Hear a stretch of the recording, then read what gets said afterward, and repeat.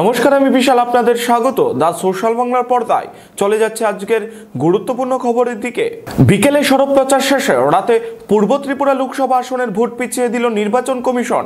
নির্বাচন কমিশনের অতিরিক্ত সচিব সন্তোষ কুমার দুবে এবং সচিব অরবিন্দ আনন্দ স্বাক্ষরিত বিজ্ঞপ্তিতে বলা হয়েছে, মুখ্য নির্বাচন আধিকারিক এবং বিশেষ পুলিশ পর্যবেক্ষকের কাছ থেকে যে রিপোর্ট পাওয়া গেছে তাতে পূর্ব আসনে আগামী 18 এপ্রিল সুষ্ঠু ও অবাধ ভোট করানোর মতো পরিস্থিতি নেই।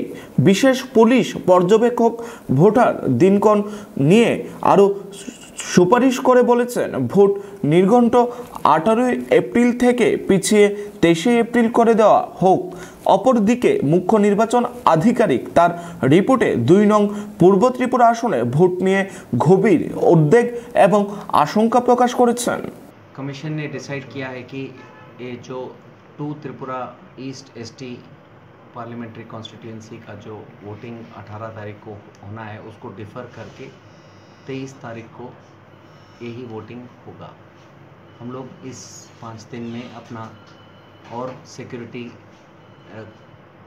का पेट्रोलिंग वगैरह करेंगे और कॉन्फिडेंस बिल्डिंग मेजर्स और हम लोग और बढ़ाएंगे ये 5 दिनों में। সুষ্ঠু এবং অবাধ ভোটের জন্য পরিস্থিতির উন্নতি ঘটাতে অতিরিক্ত ব্যবস্থা গ্রহণ করা চাই।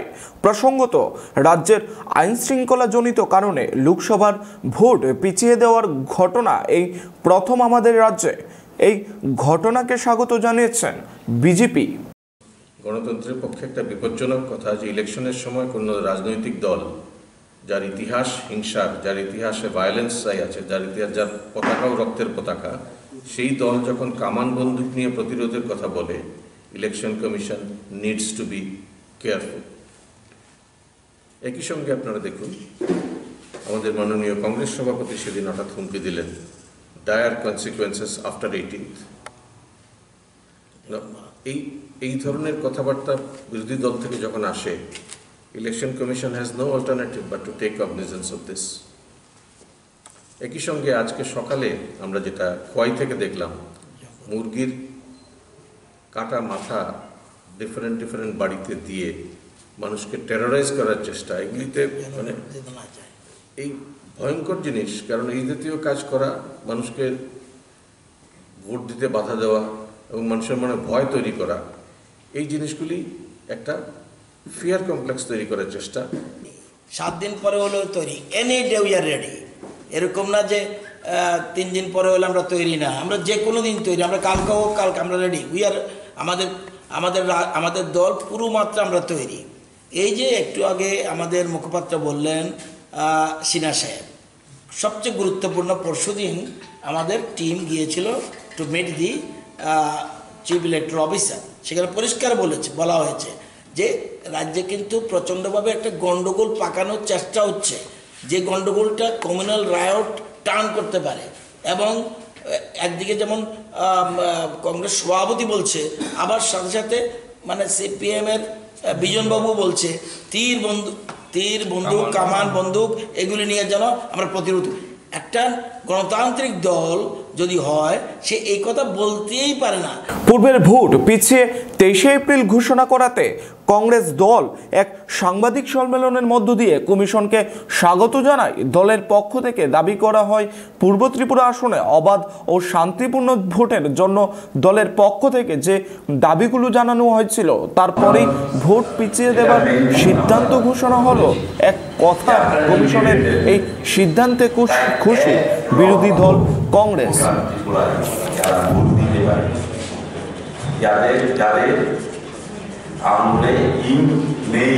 আমি আজকে মোহনপুরে এসেছি।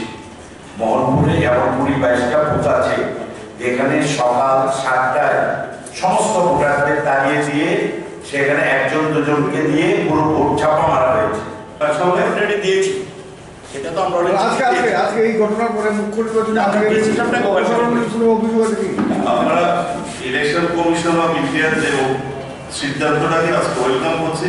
কিন্তু চিফ ইলেকট্রাল অফিসার আজকে স্বীকার করেছেন আমাদের কাছে, আমি বলেছিলাম ফেয়ার ইলেকশন, আমার অবজারভার, আমার সেক্টর অফিসার, আমার প্রিসাইডিং অফিসার সবাই রিপোর্ট দিয়েছে ভোটটা ফেয়ার হয়েছে। is also not restored just by big speeches. Restoration and security is seen to be shown. So I know I'm coming to your question, I've understood your question.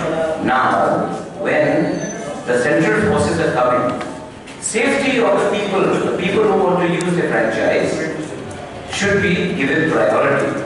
The Central Election Commission has agreed to send more central forces to conduct free elections.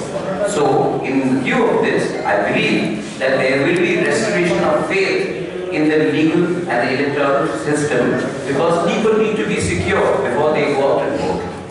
এখন খবর এই পর্যন্তই। পরবর্তী বিভিন্ন news আপডেটগুলি দেখার জন্য চোখ রাখুন শুধুমাত্র সোশ্যাল বাংলার পর্দায়। নমস্কার।